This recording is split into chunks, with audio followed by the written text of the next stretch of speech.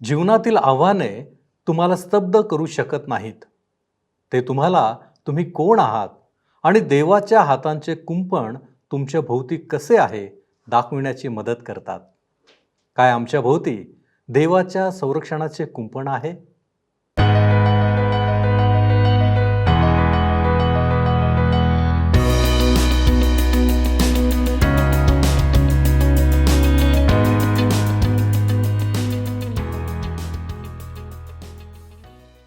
प्रभू येशू ख्रिस्ताच्या मधुर नावात आपणास सलाम. उपासना कार्यक्रमामध्ये आपले हार्दिक स्वागत. प्रियांनो, आज आपण प्रेषितांची कृत्ये अध्याय 23 पाहणार आहोत. त्यामध्ये आपण प्रामुख्याने देवाची तरतूद आणि पौलाचे संरक्षण पाहतो. वास्तविक पाहता 40हून अधिक यहुदी राष्ट्रवाद्यांनी न्यायसभेच्या मदतीने पौलाला मारण्याचा कट रचला. परंतु पौलाच्या भाच्याने हा कट ऐकला आणि नंतर पौलाच्या संरक्षणासाठी असलेल्या एका रोमन अधिकाऱ्याला त्याने कळवले. परंतु काय पौलाच्या भाच्याला पौलाला वाचविता आले? काय रोमन सरदाराने भाच्याचे म्हणणे ऐकले? याचा परिणाम काय झाला? या सर्व गोष्टी आज आपल्याला शिकायला मिळणार आहेत. तर मग चला प्रियांनो, आपण आपल्या अध्ययनाची सुरुवात करूया. श्रोत्यानो, आज आम्ही प्रेषितांची कृत्ये ह्याच्या 23व्या अध्यायाची सुरुवात करीत आहोत. ह्या अध्यायाचा विषय आहे वरिष्ठ न्यायसभेपुढे पौलाचे बचावात्मक भाषण. आता ह्या ठिकाणी पौल एक कैदी असून कैसरिया येथे पाठविण्यात येणार होते, नंतर रोमकडे पाठविण्यात येणार होते. परंतु त्यापूर्वी तो 2 वर्षे तुरुंगात राहणार आहे. पौलाने देवाच्या इच्छेप्रमाणे केले किंवा नाही ह्या बाबतीत अनेक मतभेद आहेत. परंतु जसे जसे आम्ही आमच्या अध्ययनामध्ये पुढे जाऊ तसे तसे आम्हाला आढळेल की पौलाने जे काही केले ते देवाच्या इच्छेप्रमाणे केले. जरी त्याला अटक करण्यात आली त्याचा अर्थ हा नव्हता की तो देवाच्या इच्छेबाहेर आहे. देवाचा हस्त त्याच्यावर होता. जो परमेश्वर पौलाच्या जीवनात कार्यरत होता तोच परमेश्वर, श्रोत्यानो, तुमच्या आणि माझ्या जीवनात देखील कार्य करू इच्छितो. त्याचा आमच्या जीवनासाठी एक महान उद्देश आहे, एक योजना आहे. ह्या गुंतागुंतीच्या धावपळीच्या जीवनात समकालीन संस्कृतीमध्ये ज्या मार्गदर्शनाची आणि मदतीची आम्हाला आवश्यकता आहे ती मदत पुरविण्याची देवाची नेहमीच इच्छा असते. अनेकांना वाटतं की जे भावनात्मक व क्रांतिकारक अनुभव पौलाच्या जीवनात आलेत तेच आमच्या जीवनात सुद्धा यावेत. परंतु त्यांची आमच्याकरिता आवश्यकता नाही. जेव्हा आम्ही ख्रिस्ताकडे विश्वासाने येतो तेव्हा तो आमच्या दैनंदिन जीवनामध्ये आमचे मार्गदर्शन करतो आणि आम्हाला जीवनाचा मार्ग दाखवतो. आता यहुद्यांची वरिष्ठ न्यायसभा जी धर्मनेत्यांची बनलेली होती त्यांना पौला संबंधाने ऐकायचे होते. पौल सुरुवातीलाच आपली वर्तणूक आणि आपण कोण आहे हे वरिष्ठ न्यायसभेपुढे सांगण्याचा निष्फळ प्रयत्न करतो.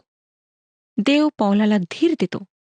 नंतर आम्हाला आढळतं की पौलाची देहांताची शिक्षा त्याला फेलिक्स समोर कैसरिया प्रांतात त्याच्या सुनावणीसाठी मार्ग उघडते. आता आपण वरिष्ठ महासभेपुढे पौलाचा बचाव कशा प्रकारे होणार ते पाहणार आहोत. 23वा अध्याय पहिली 2 वचने सांगतात. प्रेषितांची कृत्ये 23वा अध्याय 1 आणि 2 वचने. मग पौल न्यायसभेकडे स्थिर दृष्टी करून म्हणाला, बंधुजन हो, मी आजपर्यंत देवाबरोबर पूर्ण सद्भावाने वागत आलो आहे. तेव्हा प्रमुख याजक हनन्या ह्याने त्याच्याजवळ उभे राहणाऱ्यास त्याच्या तोंडात मारण्याची आज्ञा केली. पौल वरिष्ठ महासभेपुढे आहे. प्रमुख याजक व अधिकारी त्या ठिकाणी आहेत. प्रमुख याजकाचा उद्धटपणा किती भयानक आहे ते ह्या ठिकाणी आम्हाला पाहावयास मिळते. जोपर्यंत पौल काय सांगतो हे ऐकण्यास तो तयार होत नाही तोपर्यंत पौलाने बोलू नये अशी त्याची आज्ञा होती. 3रं वचन बघा. तेव्हा पौल त्याला म्हणाला, हे चुना लावलेल्या भिंती, तुला देव मारेल. तू नियमशास्त्राप्रमाणे माझा न्याय करावयाला बसला असता नियमशास्त्राविरुद्ध मला मारण्याची आज्ञा देतोस काय? रोमी कायद्यानुसार गुन्हा साबित झाल्याशिवाय कुठल्याही गुन्हेगाराला शिक्षा देण्यात येत नसे. त्या काळात रोमी कायदा हा खरोखरच योग्य न्याय देणारा आहे अशी लोकांची समजूत होती. असे असले तरी श्रोत्यांनो, जे न्यायसभेचे अधिकारी असत त्यांच्यावरच न्याय अवलंबून असे. आज सुद्धा असेच आहे. आम्हाला आज कोणत्या गोष्टीची आवश्यकता आहे, तर ती म्हणजे मनुष्याचे अंतःकरण बदलण्याची. परिस्थिती किंवा पद्धती बदलण्याची आवश्यकता नाही. जोपर्यंत मानवाचे अंतःकरण बदलत नाही, तोपर्यंत आम्ही परिस्थिती कितीही बदलली, पद्धती कितीही बदलल्यात, तरी काहीच फायदा होणार नाही. जर मनुष्याचे अंतःकरण बदलेल, तर मग ह्या सर्व गोष्टी फायदेशीर ठरतील. जेव्हा प्रमुख याजकाने पौलाच्या तोंडात मारण्याची आज्ञा केली, तेव्हा पौल त्याच्या विरुद्ध फार कडक शब्दात बोलतो. जरी पौल नम्र व लीन पुरुष होता, तरी त्याच्यावर झालेला अन्याय त्याला सहन झाला नाही. तो त्याला चुना लावलेली भिंत असे म्हणतो. पौलाला न्यायशास्त्राची चांगली माहिती होती. 4 वचन बघा, 23 अध्याय 4 वचन. तेव्हा जवळ उभे राहणारे म्हणाले, तू देवाच्या प्रमुख याजकाची निंदा करीतोस काय? तो प्रमुख याजक आहे हे पौलाला माहिती नव्हते. पौलाचे परिवर्तन होण्याआधी तो स्वतः परुषी होता व येरुशलेममध्ये तो राहत होता. कदाचित दृष्टी मंद झाल्यामुळे त्याला चांगले दिसत नसावे. 5 वचन बघा, पौलाने म्हटले, बंधुजन हो, हा प्रमुख याजक आहे हे मला ठाऊक नव्हते, कारण तू आपल्या लोकांच्या अधिकाऱ्याविरुद्ध वाईट बोलू नको असे शास्त्रात लिहिले आहे. पौलाला माहीत होते की अधिकाऱ्यांचा मान राखला जावा. मी सुद्धा ह्या मताची आहे की जे आमचे वरिष्ठ नेते आहेत, अधिकारी आहेत, मग ते स्त्री असो किंवा पुरुष असो, आम्ही त्यांची थट्टा मस्करी करू नये, परंतु त्यांचा आदर करावा, त्यांचा मान राखावा. कारण ते कसेही असले तरी ते लोकांचे प्रतिनिधी असतात. आपण त्यांचा मान, त्यांचा सन्मान राखलाच पाहिजे. रोमकरास पत्र 13 अध्याय आणि 7 वचनामध्ये पौल लिहितो. रोमकरास पत्र 13 अध्याय आणि 7 वचन. ज्याला जे द्यावयाचे ते त्याला द्या, ज्याला कर द्यावयाचा त्याला तो द्या, ज्याला जकात द्यावयाची त्याला ती द्या, ज्याचा धाक धरावयाचा त्याचा धाक धरा व ज्याचा सन्मान करावयाचा त्याचा सन्मान करा. हे फार मनोरंजक आहे की नीरो हा रोमी राज्यासनावर असताना पौलाने असे लिहिले, कारण आम्हाला इतिहास सांगतो की नीरो हा एक मूर्ख माणूस होता. 23 अध्याय 6 वचन मी आता आपल्याकरिता वाचत आहे. प्रेषितांची कृत्ये 23 अध्याय 6 वचन. तेव्हा त्यांच्यामध्ये एक भाग सद्दुकी व एक भाग परुषी आहे हे ओळखून पौल न्यायसभेमध्ये मोठ्याने म्हणाला, बंधुजन हो, मी परुषी व पुरुषांचा पुत्र आहे. आमची आशा व मेलेल्यांचे पुनरुत्थान ह्या संबंधाने माझी चौकशी होत आहे. पौलाबद्दल अधिक माहिती आम्हाला मिळते. त्याचे वडील परुषी होते. बहुतेक करून तो श्रीमंत व प्रतिष्ठित घराण्यातला होता. 2 पक्षातील मतभेदाचा उपयोग पौल स्वतःचा बचाव करण्यासाठी करीत आहे. ह्या ठिकाणी येशूच्या पुनरुत्थानासंबंधी काहीच संदर्भ नाही, परंतु परुषी मेलेल्यांच्या पुनरुत्थानावर विश्वास ठेवीत आणि त्यांना एक आशा होती. परंतु सदुकी मेलेल्यांचे पुनरुत्थान मानित नसत व त्यांना अशी आशा नव्हती. म्हणून पौल सदुकी आणि परुषी मूलतत्वांना मानणाऱ्या आणि स्वतंत्र मताच्या लोकांमधील ह्या धार्मिक वादविवादाचा आपल्या बचावासाठी उपयोग करून घेत आहे. 7 ते 9 वचने बघा, 23 अध्याय 7 ते 9 वचने. तो हे बोलत आहे तोच परुषी व सदुकी ह्यांच्यात भांडण लागून लोकात फूट पडली, कारण पुनरुत्थान नाही आणि देवदूत व आत्माही नाही असे सदुकी म्हणतात. परुषी तर ह्या दोन्ही गोष्टी मान्य करीतात. तेव्हा मोठी गडबड उडाली आणि जे शास्त्री पुरुषांच्या पक्षाचे होते त्यांच्यातून काही जण उठून तणतण करीत म्हणाले, ह्या माणसाच्या ठाई आम्हाला काही वाईट दिसत नाही. जर आत्मा किंवा देवदूत त्याच्याबरोबर बोलला असेल तर मग कसे? परुषी पौलाचा बचाव करण्यास आले, कारण त्यांना कळून चुकले की तो एक परुषी आहे. 10 वचन बघा, असे त्यांच्या जोराचे भांडण चालले असता ते पौलाला फाडून टाकतील असे भय वाटून सरदाराने शिपायांना हुकूम केला की खाली जाऊन त्याला त्यांच्यामधून सोडून गढीत आणावे. प्रथमच डॉक्टर लूक असे सांगतात की त्यांच्यामध्ये जोराचे भांडण झाले. कोणत्याही लोकसमूहाच्या बाबतीत इतक्या वाईट पद्धतीच्या भांडणाविषयी प्रेषितांची कृत्ये ह्या पुस्तकात दुसरीकडे इतरत्र कुठेही लिहिलेले आम्हाला पाहावयास मिळत नाही. वरिष्ठ महासभेपुढील जमाव फारच रागावलेला होता. पौलाचे जीवन धोक्यात होते. रोमन सरदार मध्ये पडतो व त्या क्रोधाने बेभान झालेल्या जमावापासून तो पौलाचे रक्षण करतो. आता 11वं वचन मी आपणाकरिता वाचत आहे. त्याच रात्री प्रभू त्याच्यापुढे उभा राहून म्हणाला, धीर धर. जशी तू यरुशलेमेत माझ्याविषयी साक्ष दिली तशी रोम शहरातही तुला द्यावी लागेल. ह्या ठिकाणी पुन्हा एकदा पाहावयास मिळते की यरुशलेमला जाण्याच्या बाबतीत पौल देवाच्या इच्छेबाहेर नव्हता. आता प्रभू त्याला सांगत आहे की ज्याप्रमाणे त्याने यरुशलेमेत देवाची साक्ष दिली त्याच प्रकारची साक्ष त्याला रोममध्ये द्यायची आहे. ही श्रोत्यानो देवाची पद्धती आहे. ह्यापूर्वी त्याला यरुशलेमेत अशा प्रकारे प्रभू येशूची साक्ष देण्याची संधी मिळालेली नव्हती. परंतु आता परमेश्वर त्याला रोममध्ये प्रभू येशूची साक्ष देण्याची संधी देत आहे. ही देवाची इच्छा आहे की त्याने रोमला सुद्धा जावे. लक्षात घेण्यासारखी गोष्ट म्हणजे पौलाच्या कृत्याला देवाने विरोध केला नाही. 12 ते 15 वचने पुढे वाचूया.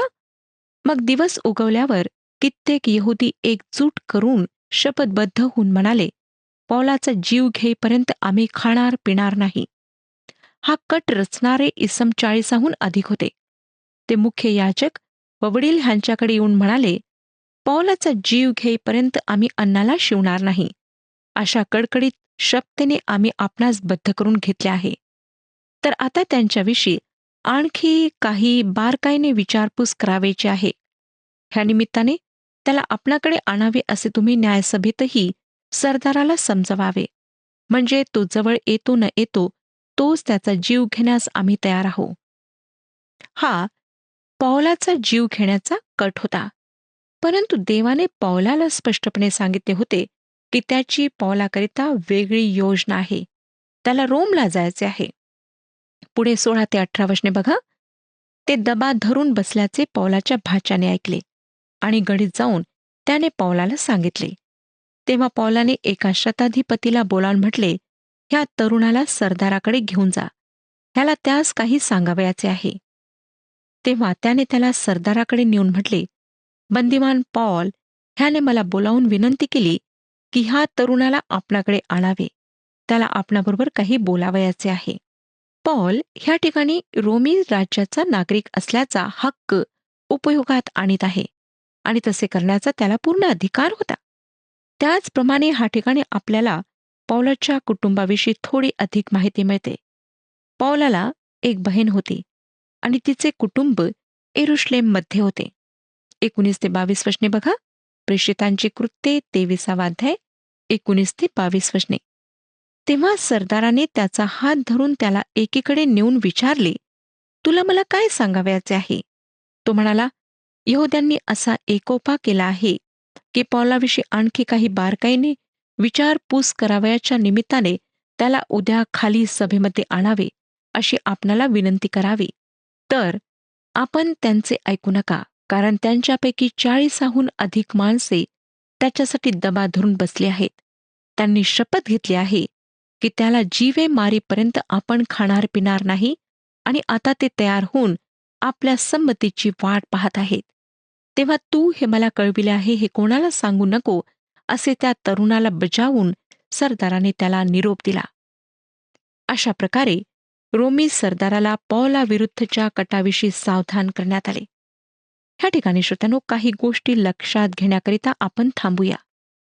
माझ्या पाहण्यात असे आले आहे की काही लोक मनापासून आणि अर्थपूर्ण रीतीने असे म्हणतात की कितीही भयंकर आजार असोत, माझी देवावर श्रद्धा असली पाहिजे की देव मला कोणत्याही आजारापासून बरे करेल. श्रोत्यानो, जरी देवबाप आमचा महान वैद्य आहे, तोच आम्हाला बरे करणारा आहे, तरी तोच त्या आजारपणात आम्हाला वैद्य पुरवतो. डॉक्टरांना बुद्धी देणारा तोच आहे. अनेक लोक मला आढळतात की ते औषध घेत नाहीत आणि ते म्हणतात की आम्ही प्रार्थना करीत आहोत, आमचा विश्वास आहे आणि देव आम्हाला आरोग्य पुरवेल. पुष्कळदा त्यांच्या अशा मूर्खपणामुळे ते त्यांच्या जिवलग लोकांच्या प्राणाला मुकतात किंवा स्वतः त्याचा परिणाम भोगतात. आज आम्हाला बुद्धीने काम करायचे आहे. परमेश्वराच्या मार्गदर्शनामध्ये सर्व निर्णय घ्यायचे आहेत. पॉल सूचना दिल्याबद्दल भाच्याचे आभार मानून त्याला घरी जाण्यास सांगणे पौलाला सोपे गेले असते. परंतु आम्हाला दिसतं की त्याने रोमन नागरिकत्वाचा फायदा घेतला. त्याने ह्या माध्यमाचा फायदा घेतला.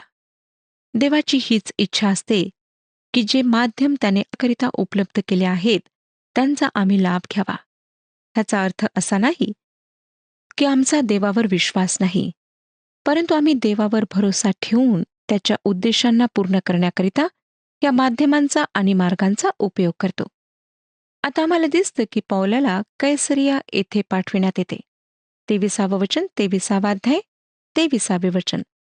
मग त्याने दोघा शताधिपतींना बोलावून सांगितले, कैसरिया जाण्यासाठी 200 शिपाई, 70 स्वार व 200 भालेकरी प्रहर रात्रीच तयार ठेवा. शताधिपतीच्या हाताखाली 100 सैनिक असत आणि तो 100 सैनिकांचा प्रमुख असे. 24 वचन. आणि पाठाळे मिळवा, त्यावर पौलाला बसवून फेलिक्स सुभेदाराकडे सांभाळून न्या.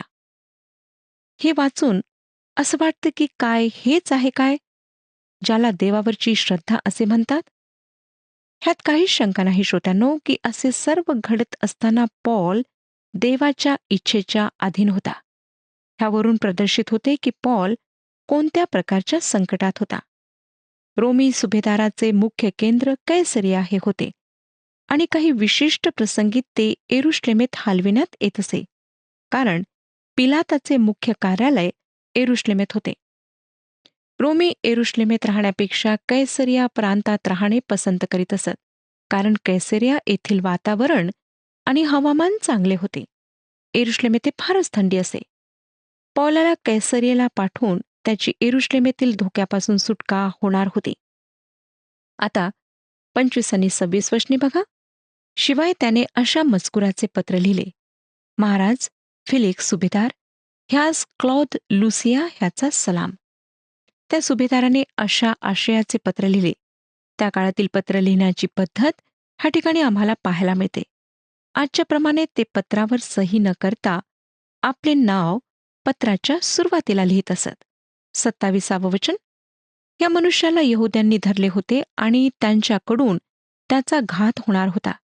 इतक्यात हा रोमन आहे असे कळल्यावरून मी शिपाई घेऊन जाऊन त्याला सोडविले.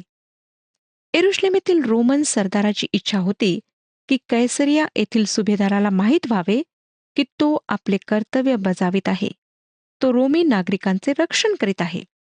पुढे 28 आणि 29 वचने. आणि ह्याच्यावर आरोप आणण्याचे काय कारण होते हे समजून घेण्याच्या इच्छेने त्याला त्यांच्या न्यायसभेत खाली नेले. तेव्हा त्यांच्या नियमशास्त्रातील वादग्रस्त गोष्टींसंबंधी त्याच्यावर काही ठपका आणला होता, परंतु मरणाची किंवा बंधनांची शिक्षा देण्याजोगा आरोप त्याच्यावर नव्हता असे मला दिसून आले. क्लौद लुसिया ह्याच्या पत्रावरून स्पष्टपणे दिसून येते की त्याला पौलाने काय अपराध केला हे समजू शकले नव्हते. त्यामुळे रोमन कायद्याप्रमाणे त्याला पौलाच्या ठायी काही अपराध आढळला नाही की ज्यामुळे पौलाला देहदंड व्हावा किंवा त्याला तुरुंगात ठेवण्यात यावे. आता 30 ते 32 वचने पुढे सांगतात: ह्या माणसाविरुद्ध कट होणार आहे अशी मला खबर लागताच मी त्याला आपल्याकडे पाठविले आहे. वादींनाही आपल्यासमोर खटला चालविण्यास सांगितले आहे. सुखरूप असावे. शिपायांनी हुकमाप्रमाणे पौलाला रात्रीस अंतिपत्रिसास नेले आणि दुसऱ्या दिवशी त्याच्याबरोबर जाण्यास स्वार ठेवून ते गढीत परत आले. ह्या ठिकाणी आम्हाला दिसतं की पौलावर आरोप ठेवणारे सुद्धा ताबडतोब कैसरिया प्रांतात वापस आलेत. त्यांनी त्याचा पाठलाग केला, परंतु पौलाने स्वतःचा बचाव करण्याचा प्रयत्न केला नाही. तो फक्त ख्रिस्ताची साक्ष देतो. प्रभू येशूने पौलाला सांगितले होते की त्याला सुभेदार, अधिकारी आणि राजे ह्यांच्यासमोर त्याची साक्ष द्यायची आहे. आता पौलाला त्यांच्यासमोर आणण्यात आले आहे आणि आम्हाला दिसेल की कशा प्रकारे परमेश्वर प्रत्येक ठिकाणी त्याचे रक्षण करतो. ही देवाची कार्य करण्याची पद्धती आहे. पॉल देवाच्या इच्छेच्या अधीन होता आणि पॉलाद्वारे देव आपला हेतू साध्य करून घेत होता. श्रोत्यानो, आमच्या जीवनात सुद्धा परमेश्वर अशाच प्रकारे कार्य करतो. वर्तमान स्थितीत आम्हाला बरेचदा परमेश्वराची इच्छा, त्याची योजना आणि त्याचे उद्देश कळत नाहीत. आणि तेव्हा आम्ही कुरकुर करू लागतो की देवा, आमच्या जीवनामध्ये असं का घडत आहे? का म्हणून आमच्या जीवनामध्ये संकटे येत आहेत, आजार येत आहेत, आणि का म्हणून आम्हाला संघर्ष सोसावा लागत आहे? परंतु लक्षात घ्या श्रोत्यांनो, की जेव्हा आम्ही सर्व देवाच्या इच्छेच्या अधीन राहून पुढे वाटचाल करतो आणि देवाचे कार्य करतो, तेव्हा संकटे, आजार, दुःख आमच्यावर जरी येत असलेत तरी देवाचा त्यामध्ये महान हेतू असतो आणि देव आपल्या पद्धतीप्रमाणे त्याचा हेतू साध्य करून घेण्याकरिता त्या सर्व गोष्टींचा उपयोग करून घेतो. म्हणून जर आज आपण दुःख सोसत आहात किंवा संकटे आपणावर आहेत, आजार आहेत, आणि आपणाला कळत नाही की आपल्या जीवनामध्ये असं का घडत आहे, तर देवाच्या चरणाशी जा आणि त्याला म्हणा, प्रभू, तू मला ह्या सर्व परिस्थितीचा सामना करण्याकरिता सामर्थ्य पुरव आणि मला कळू दे की तुझा माझ्या जीवनामध्ये काय उद्देश आहे, तुझा काय हेतू आहे, ही सर्व परिस्थिती माझ्या जीवनामध्ये का आहे. श्रोत्यानो, ज्या प्रकारे परमेश्वराने पौलाला ह्या सर्व परिस्थितीतून जाऊ दिले आणि त्याच्याद्वारे आपले गौरव करून घेतले, तोच परमेश्वर आज तुमच्या आणि माझ्या जीवनामध्ये सुद्धा कार्य करीत आहे. म्हणून परमेश्वराच्या अधीन असे जीवन जगा. माझ्या जीवनात सुद्धा अनेक उतार चढाव आलेत आणि जेव्हा ह्या घटना माझ्या जीवनामध्ये घडल्यात, तेव्हा माझ्यासमोर प्रश्नार्थ चिन्ह होते. मी देवाला प्रश्न करीत होते की देवा, माझ्या जीवनामध्ये असं का घडत आहे? आणि पुष्कळदा मी देवावर रागावले सुद्धा. पुष्कळदा मी प्रार्थना करणे बंद केले, पवित्र शास्त्र वाचन बंद केले. परंतु श्रोत्यानो, पुन्हा देवाने मला जवळ घेतले आणि माझ्या जीवनामध्ये त्याने फार सामर्थ्य रीतीने, फार अद्भुत रीतीने कार्य केले. आणि मला नंतर कळले की त्या परिस्थितीत सुद्धा देव कशा प्रकारे माझ्या जीवनासाठी कार्य करीत होता आणि कशा प्रकारे तो माझ्या जीवनाला वळण लावत होता. आणि आज मी त्या देवाचे आभार मानते, कारण ते सर्व प्रसंग, ते अनुभव, त्या घटना, ते आजार त्याने माझ्या जीवनामध्ये येऊ दिलेत.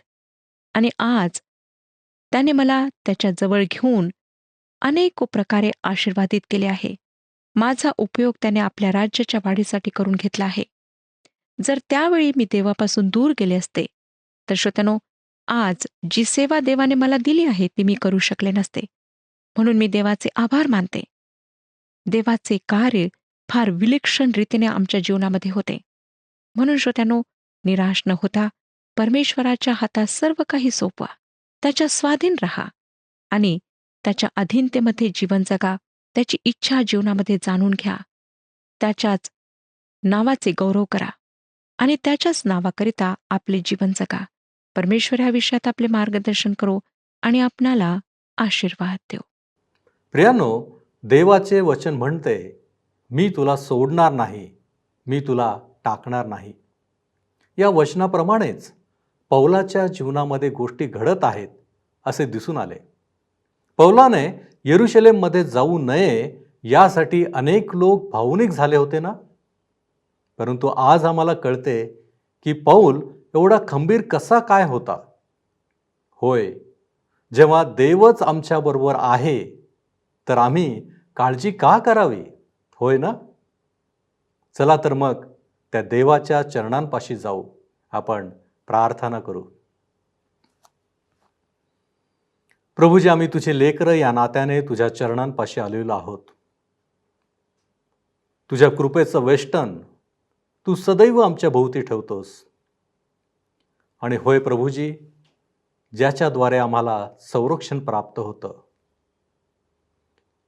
ज्याच्याद्वारे आमचं जीवन आशीर्वादित बनलेलं आहे. आणि म्हणूनच प्रभू परमेश्वर देवबापा, आज ज्यावेळेस आम्ही आमच्या जीवनाकडे पाहतो, आम्हाला दिसून येतं की तुझी कृपेची हस्त किंवा हात आमच्या भोवती सतत आहेत, ज्याच्यामुळं आम्हाला संरक्षण प्राप्त होऊन आमच्या जीवनामधल्या सर्व चिंता काळज्या दूर होत आहेत. होय प्रभूजी, जे संरक्षण तू पौलाला दिलेलं होतं, प्रभूजी तुझ्या प्रत्येक लेकराला तू देऊ इच्छितोस. आम्ही देखील तुझे लेकर आहोत. आम्हा प्रत्येकाला बापा ते संरक्षण तू देत आहेस, याबद्दल आम्ही तुझे उपकार मानतो. परंतु बापा, आम्ही आमच्या इच्छेने नव्हे तर तुझ्या इच्छेने वागण्यासाठी आम्ही स्वतःला तुझ्या पवित्र हातामध्ये सोपवितो. येशू ख्रिस्त याच्या गोड आणि गौरवी नावात ही प्रार्थना करतो म्हणून तू ऐक. आमेन. कृपाळू देव आपणाबरोबर सदैव असो.